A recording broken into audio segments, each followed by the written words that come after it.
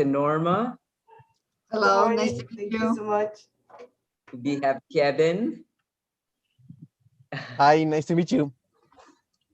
We have Drisha. Hello, nice to meet you. Hello. And we have Komal here. Thank you.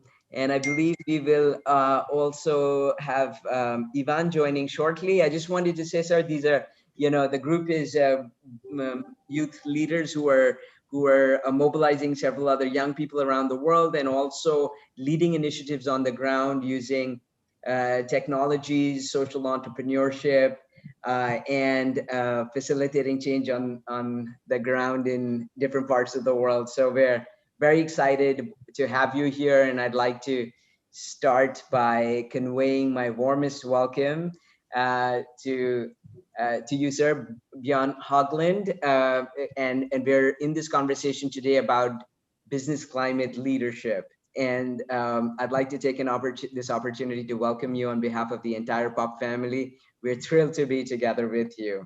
And also a warm welcome to all who are watching, our POP family that joins us here to the POP Leadership Conversations, a tribute to our chief mentor. This project aims to strengthen youth leadership and explore tactics that empower the youth to take action and tackle the most pressing environmental issues faced globally. We are conducting a series of conversations on leadership strategies, recommendations, reflections, and examples, each focused on global leadership and a different pressing environmental issue. This initiative is designed and implemented as a tribute to our chief mentor, late Dr. R.K. Pachauri. Today, we have the pleasure and privilege of speaking with Mr. Bjørn Haugland about business climate leadership. A warm welcome to you, sir. We're delighted to have you here with us. And thank you very much for sparing the time and making the effort to be with us here to inspire the youth of the world. Thank you ever so much. And we're so excited to be here with you. Thank you. And thank you for the invitation and the introduction. And most of all, thank you for all the great work you are doing. I am following you quite closely, and I am impressed of what you are able to achieve. And I just received a newsletter from you the other day, and it is one of the longest newsletter I have read ever. So a lot of great information of what you are doing. Thank you, sir. We're so grateful, and many thanks for making the time to review the newsletter. But I also want to say it is really your blessings, your leadership, and the inspiration that you provide to us, and certainly your love and light that allow us to progress, and we continue to learn and be inspired. And today's a very important moment in that process. So thank you so much, sir. Thank you. Well, thank you so much. I will now introduce our guest speaker.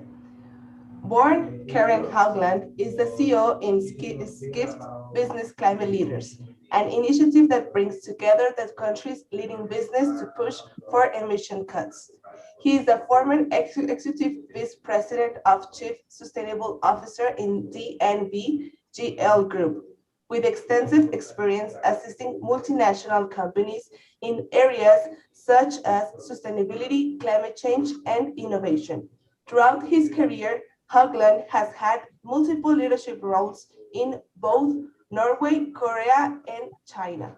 He is recognized in the global debate and sustainability and technology, and he has his own blog on the Huffington Post, and he is regularly writing articles for Recharge, Teknisk, Ukeblad, and Sysla Maritime. Haugland is board member in Peace Research Institute Oslo, PRIO, Sporveien, the University of Bergen, WWF, Kezzler, and Global Maritime Knowledge Hub. Thank you so much for joining us today. We will have 4 areas of conversation from youth leaders from the POP family. Our senior mentor, Dr. Pachauri, will ask the first question. Thank you, everybody, for joining us. Dr. Ash, the word is yours.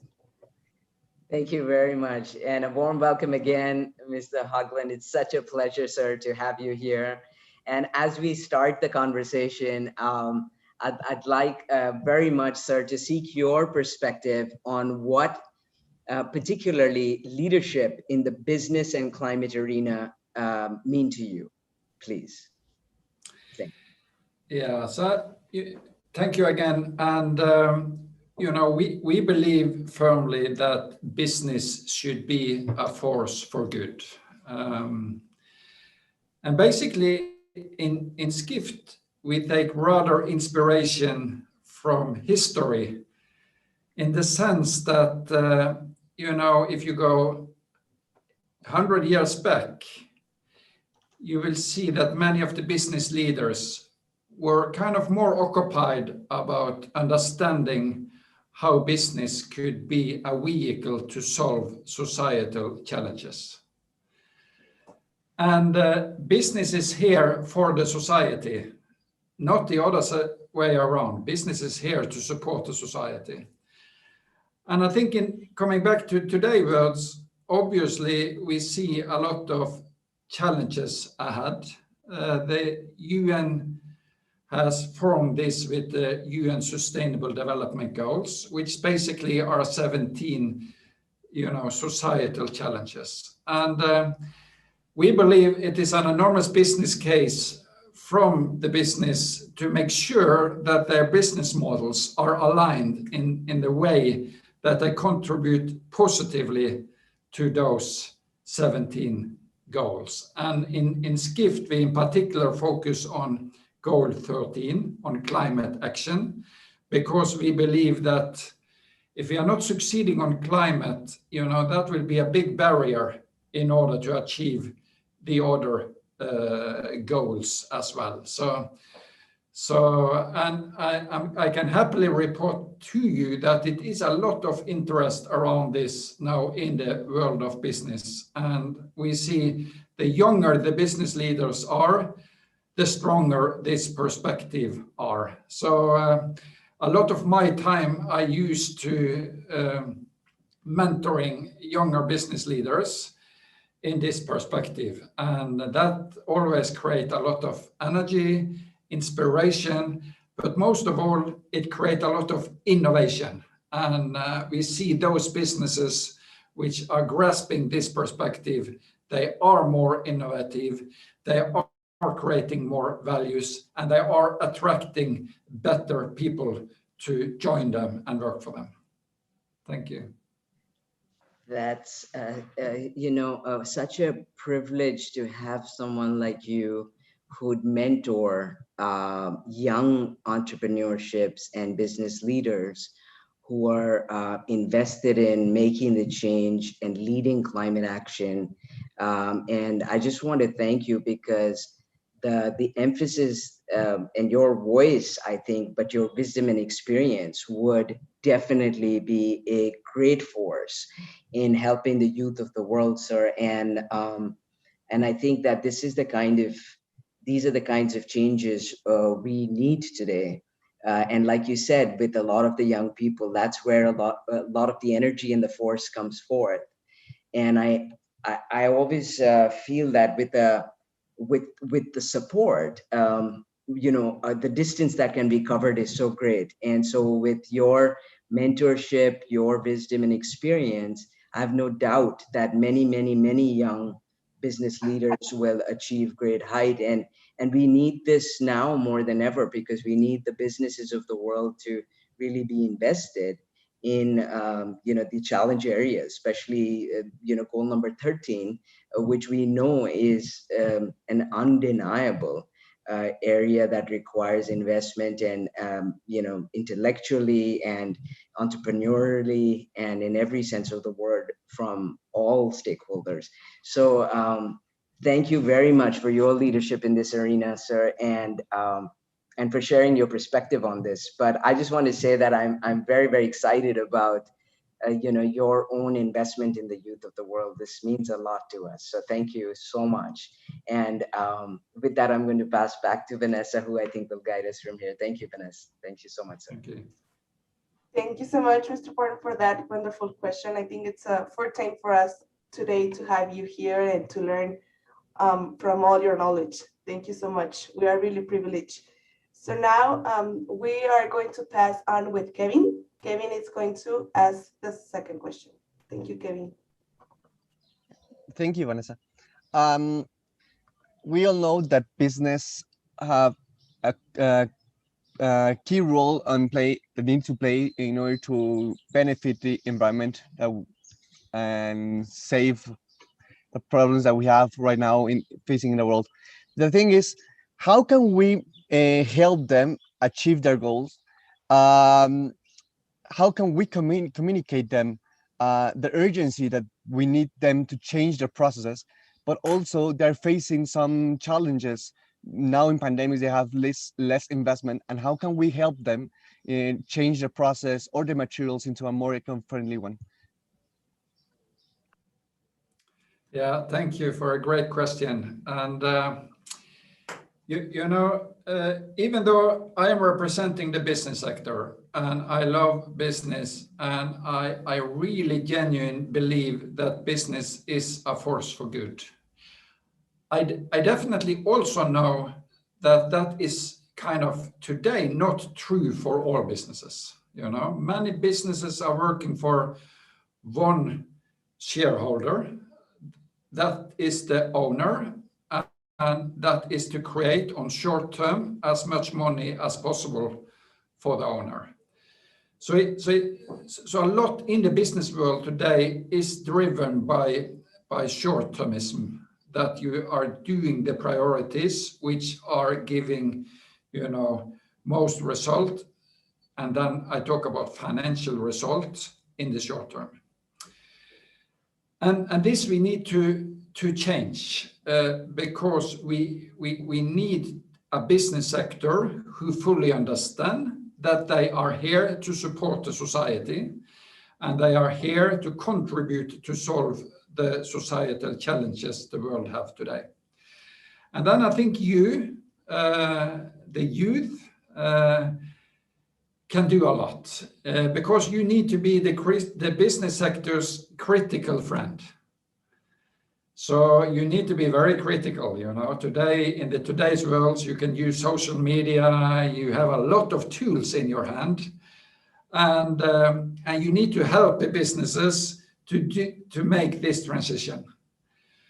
And I think the three things you can do: first and foremost, obviously, you can choose to buy or to support those businesses, which you believe is front runners. And we do a lot of, every day we can choose. And the reason why we are into these problems are because of all the kind of bad decisions we have done before. And the only way we come out of this mess is that we collectively, all of us, do better decision going forward. So as a consumer, you have a lot of power in your hand. Secondly, I think again the youth should really be critical. So if you see greenwashing, it's a lot of greenwashing out there. You shall report it. You shall blame them. You shall make noise around it, because then the business sector lose trust. And again, if we allow greenwashing to happen, we allow a space for those who are really not doing the transition. So you should help me to fight greenwashing. And thirdly, I think you should also, applaud those who are doing well, because in this world of sustainability, it's also in the way that, companies who are really, trying to do their best are sometimes also criticized because they are still not doing it, perfectly. So I think we should all try to applaud those who acknowledge they have a problem, but they are working with it and see how to solve it. And in that sense, I think you should also volunteer to, to be included, to contribute, to help businesses to solve their problems. So I think you have a lot of tools in your hand, and I think, going forward, the world is getting more and more connected, and we get great tools with technology, with social medias, with all these kind of tools, which make us, having more influence, and we can put more pressure on those who need to change. So that will be my 3 take on that. Thank you very much. And if you just to add on, in Skift we have made our own guide against greenwashing. So you can go in on the web page stopgreenwashing.no, I think, and you will see 10 principles, and we invite businesses to join us and to work together to be better on the greenwashing issue. So please join us there and encourage all your business friends to sign up, and we will make them better together.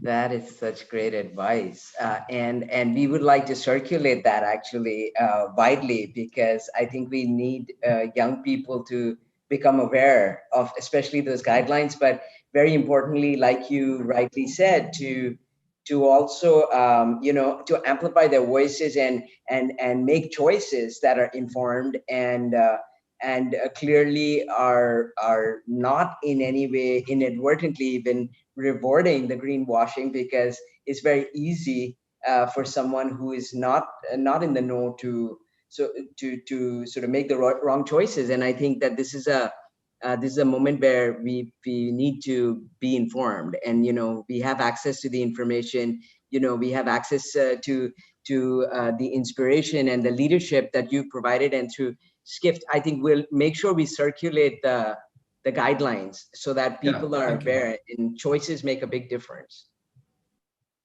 Thank you so much. Thank you very much, sir. Thank you. Wonderful.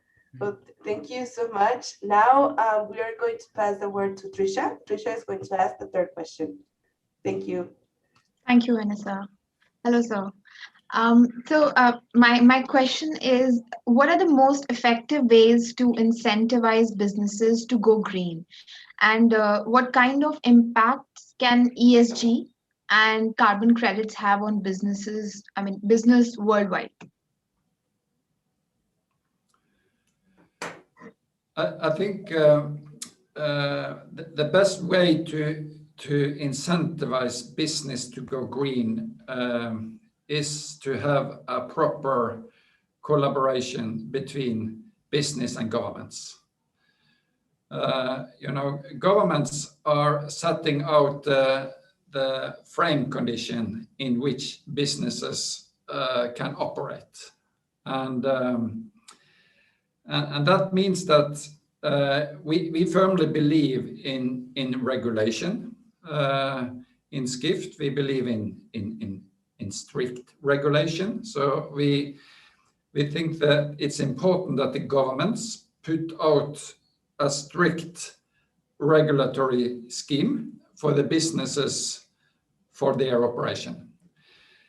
And just to give some example of what that can include. Well, that can include, for instance, requirement reporting. So require businesses to have an overview of their impact. That can be environmental impact, social impact. You can basically take all the 17 Sustainable Development Goals. But the governments can require that the businesses need to report on this. And such a reporting is important because that creates an awareness within the companies about where they have negative impact and where they have positive impact. Another example can be that the government, when they buy, services, it's normally the business sector who deliver many of these services.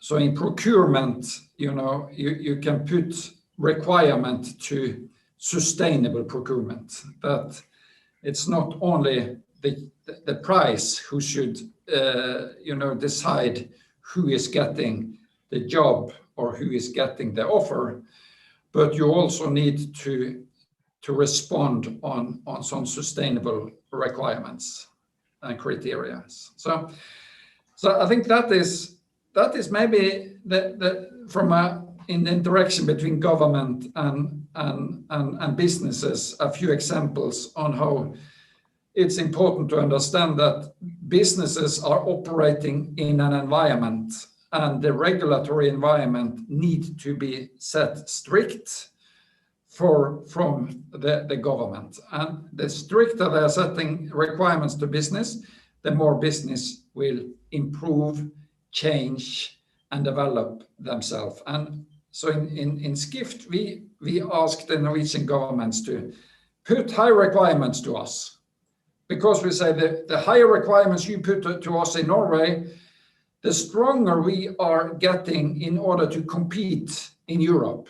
So we really believe in that. And that is a different voice from the business sector, because normally the business sector will say, stay away and let us do our business.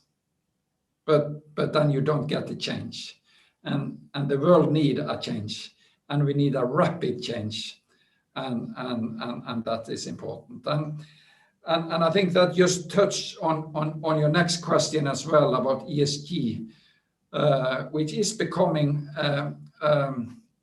even though the standard is not perfect at all, and a company can have high ESG rating, by Christmas and a low ESG rating by midsummer, this will improve, but it's fall into the same perspective that you have to report on your impact, on your environmental impact, on your social impact, and the governance of your activities. So I think that is important. And then, of course, you have the customer side, because the most important for businesses is to create trust.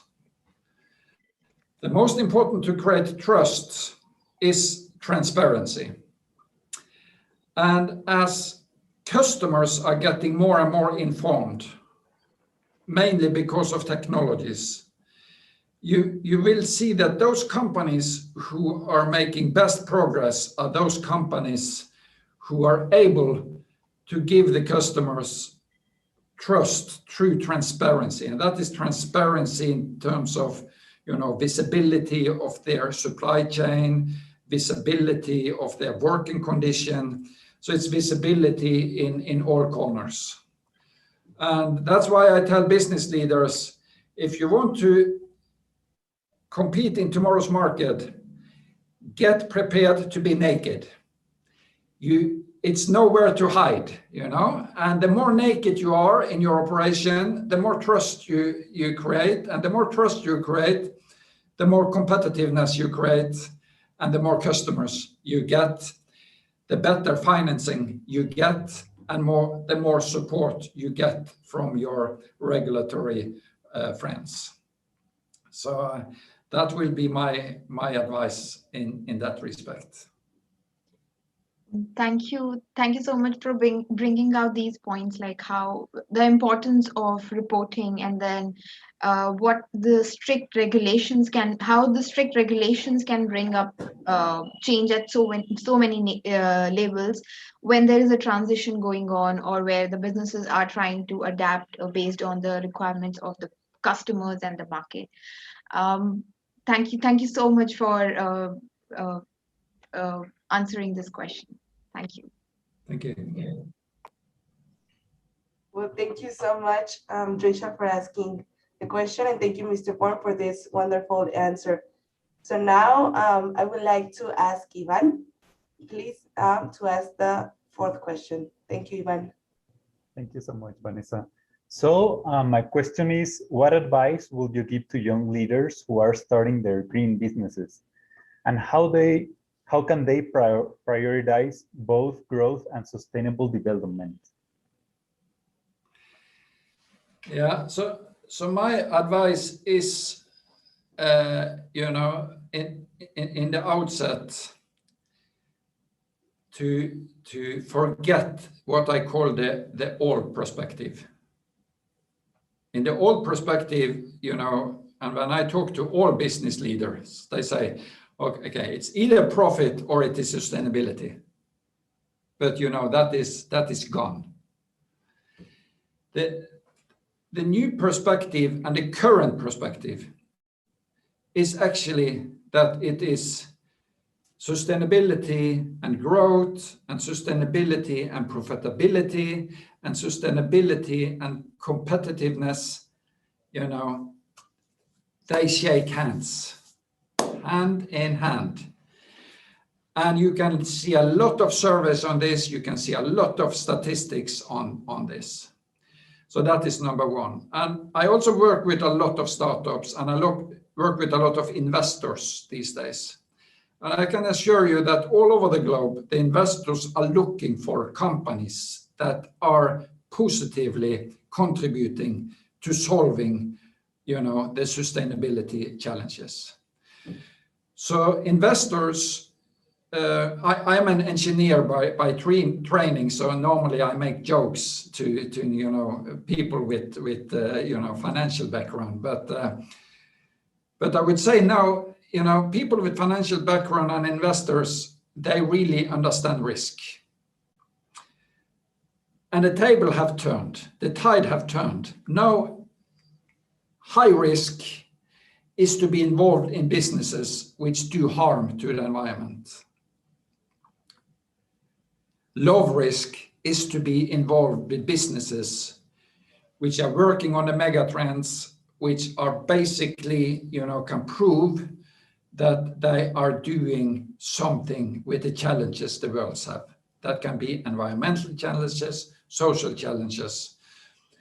So that my advice to young business leaders is just to have confidence in that the 17 UN sustainability goals, they envision the world we want. And that world is a bigger world. It's a better world. You know, we can do more. People will have more well-being in that world. So, and it is just a wonderful platform for innovation. So don't worry about sustainability or growth. Think, act, and do your businesses with the mindset that sustainability will help you to create the growth, the financial growth, but growth in so many other dimensions. And that is basically what also will create happiness for yourself and make you satisfied by doing something which is contributing to improve, to repair the society we are living in today. Thank you so much for that answer. And I'm really glad that you brought up this happiness thing, because that's not specifically included like in one of the SDGs, but it's also like really important, because it's not only how we are growing or our capacity to buy things or to do things, but also how the society or the people are feeling. And that's going to impact how we interact with each other and with the environment. So thank you so much for your reply. No, thank you, and thank you. It's a great question, and it's a great comment, and it is so important. And again, it is so important to look at the SDGs as something, a world which is bigger and better. And as long as we do that, it envisions us and it inspires us to contribute to within that framework to work, to solve problems, to improve things, to correct things, and we need to do it with a smile on our mouth. And I firmly believe that this is the decade of optimism.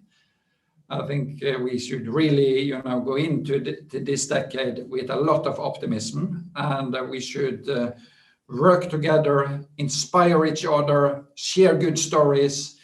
Leadership of the next decade is all about bringing that optimism into the societies and make sure that we are involving everybody, because it is so much knowledge, not only with the youth, it's a lot of knowledge there, but it's knowledge all over the society, and we need to make this an inclusive journey, an inclusive story, and make sure that we are not fighting Mickey Mouse small things here and there, but keep our eyes on the big thing, and all of us work to include and to bring everybody into this mass change and the mass movement of change. Thank you.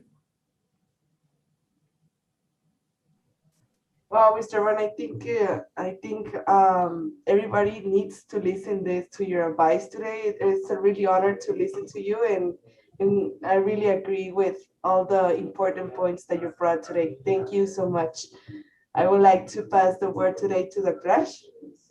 Thank you, Vanessa. I totally agree. I think that this has been such a positive and inspiring message, and you've shared so much with us about being able to embrace the good things that lie before us, and how we might be able to create a space where we can be inclusive and also be able to look at growth and sustainability as one and move in that direction. And I think that that's such a powerful message for all of us. And you're right. I mean, the youth is as you said, the businesses should serve as a good force, youth should, and every other aspect of society and every stakeholder. And I really hope that we can, as a movement, be able to embrace everybody and do that with kindness and goodness and positivity. I would love to seek your advice, sir, as we progress, around what you think at this point youth can proactively do to be able to see that goal, that Skift, and you've been, pursuing this with leadership around the world. How can we play a part, and also how would you see things going forward as we build up to the COP this year? I'd love to also hear your thoughts on that, and seek your advice and guidance so we can make progress together. Thank you. Yeah, so thank you. This is great and big questions. So I think the most important is to be curious. And by curious, I mean that, just be curious about others' perspective, be curious about how the world is working today. So be curious. That is really important, because I think by being curious, that is the best way to learn.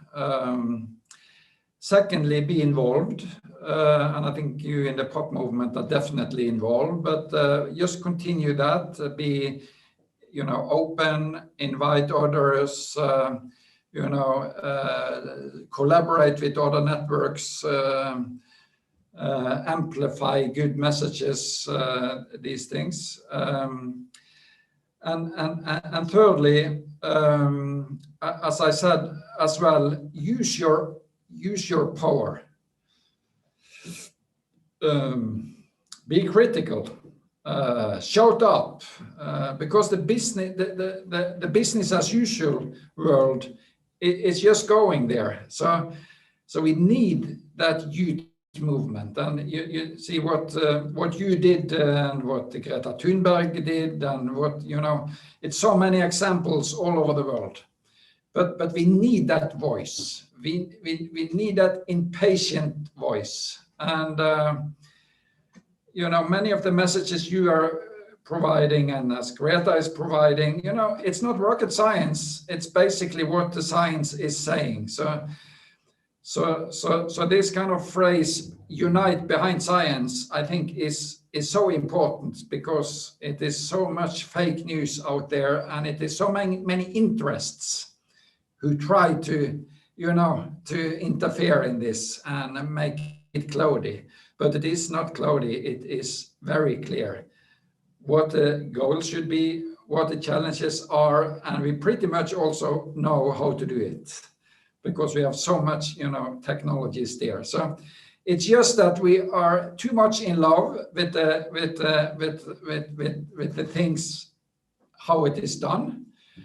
Too many people are too much in love with the money they already have earned, and you know, they protect that positions. And then we need the youths, which are curious, impatient, and a little bit activists. That is what we should do. And going forward to COP26, I think, you know, just use your voice, use your network, and be clear that you would like to see change. So challenge the politicians locally in the countries you are living, but also the political process towards COP26. So be active, and you know, that's the only way. And you are doing great. So basically just do more of what you are already doing. Make the newsletters even longer. Thank you. These are such beautiful messages, and you know, to be involved, to be optimistic and impatient at the same time, and this is so crucial. We're also very happy to receive you know, the guidance that you've pointed us to on this Skift website. So you know, especially on the issue of greenwashing, and you know, we often have workshops and capacity building activities and initiatives with youth. And I think apart from circulating this is something we would love to be able to also bring young people to consciously review, understand, discuss, and then internalize, so that, you know, decisions, consumer decisions, are also made based on that wisdom and fact. Because like you said, while those tools are at our fingertips, and it's so useful because it's easier to amplify one's voice and put out one's opinion, at the same time, it is an era, unfortunately, of fake news because of proliferation of information and content, and the ease with which it's published. So I think it's so important that we make sure that young people are also knowledgeable and are aligned with the facts. So this is definitely something that we want to make sure. Yes, thank you for sharing the link. Yeah, so that is the right link. And yes. I would also say that I'm working together with a friend of you. Yes, sir. Mr. Erik Solheim. Oh, yeah, okay. So together we have this video cast. We call it The Climate Optimist. So I will also share some of the episodes there, and it will be great if you also will share some of those, because this is all about bringing an optimistic, you know, perspective on what can be done, and I think that is very much in his capacity to do, and of course it is very much in the late Dr. Pochari's spirit as well. So in that sense, we stand on his shoulders when we are launching this videocast, The Climate Optimists, because he also inspired us a lot with not only his knowledge, but always his you know, forward-looking, inspiring messages. and that meant a lot to us, and it mean a lot to us, and so I will share that to you, and I hope that can be useful for your network. Oh, that's amazing. I'm so excited about this. And I love the word optimist and impatient. And, you know, this is what we need. So if you would agree, we would also be very happy to post this and make the newsletter longer. This is something that I think, you know, all of us would be so inspired to listen in on. And I'm really happy, two of the most beautiful people and the brightest minds to come together will be a very powerful podcast. So this is such a fantastic piece of news, and your voices count for so much. I know the youth of the world are so inspired and so touched and so moved and are really pushed to be impatient and optimistic at the same time. So this is a great honor, and we would love to receive it, promote it, share it, post it. Let us know when it's out, and we'll be eagerly waiting. Thank you. This is really wonderful news, and you know, thank you for sharing that. We do want we've got the link now. We're going to make sure we share it, and if we have your permission, we'd also like very much to continue to seek your wisdom as we progress. But we do work with a range of young people, and in fact, quite interestingly, we have a number of young, even indigenous community members that have actually come up with interesting social entrepreneurships and ideas. And I think that there would be, these messages can go very far and wide. Thank you. Very good. And all the best with what you are doing. And it's quite impressive to see your activity. And I think it is so important that you just push on impatiently with what you are doing and connect as many as possible in this network, because it's a lot about learning from each other and developing together. Thank you.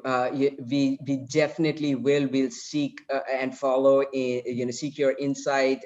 You know, reflect on it, adopt it, and follow through on it. I got an email just a few minutes ago from Dr. Solheim to comment on the newsletter. So I think there's. I will see him tomorrow. So then I will Okay. I will mention our conversation. So the long newsletter.